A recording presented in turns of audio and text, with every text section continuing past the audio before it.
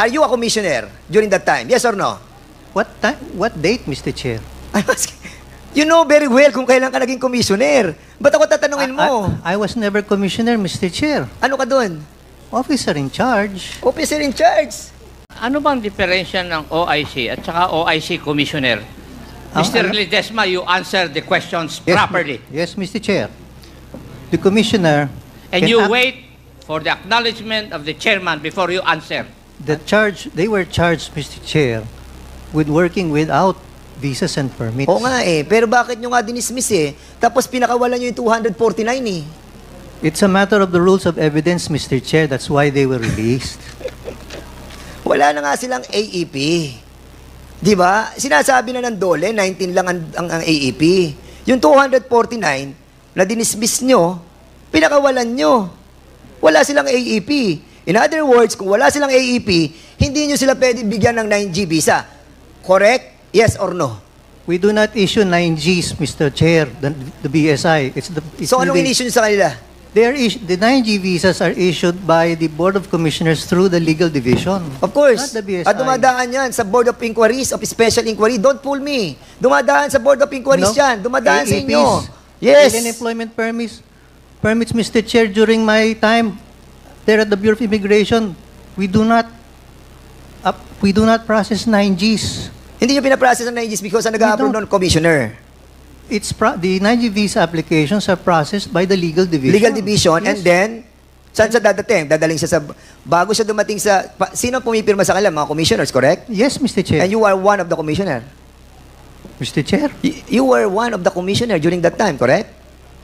I was the executive chairman of the Board of Special Inquiry. Of course, but you are also the commissioner. Tama? Yes or no? Commissioner ka din eh. Assign ka lang sa Board of Inquiry eh. Tama? Ikaw ay isa sa commissioner during that time, and then you were assigned as the head of executive director of the Board of Special Inquiry. Di ba?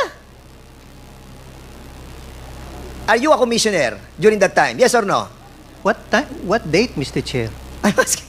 You know very well kung kailan ka naging commissioner. Ba't ako tatanungin mo? I was never commissioner, Mr. Chair. Ano ka dun? Officer in charge. Officer in charge. You were not a former commissioner of the BOI? Never. Ayan o. Are you Rolando de Ledesma? Never a commissioner. Mr. Chairman, I will show you. Ayan ang pangalan niya. Ronaldo Ledesma, Officer in Charge, Commissioner. Hindi ka ba? I'm not. Wait. I was officer in charge, not commissioner, Okay, Mr. Chairman. You are OIC. Yes, Mr. Yung Chair. function mo is still I commissioner. was OIC. But your function is still Commissioner. OIC ka. In 2010. Okay. Alam mo, Attorney Ledesma, please, you were an OIC. I was an OIC, Mr. O Chair. yan. 2010. OIC Commissioner.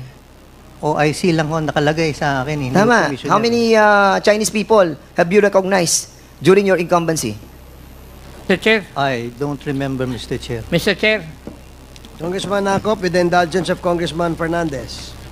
ano bang diferensya ng OIC at saka OIC Commissioner?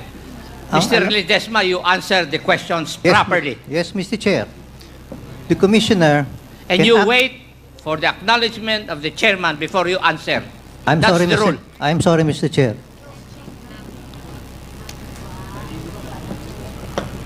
Okay, proceed. The Okay. Tanong ko, are you asking something? No. Let him reply first. Sige, what is your response? An officer in charge has limited powers, Mr. Chair. He cannot perform acts concerning policies. He operates only on the basis of running the daily affairs of the office. But the commissioner can implement policies, serious policies and guidelines.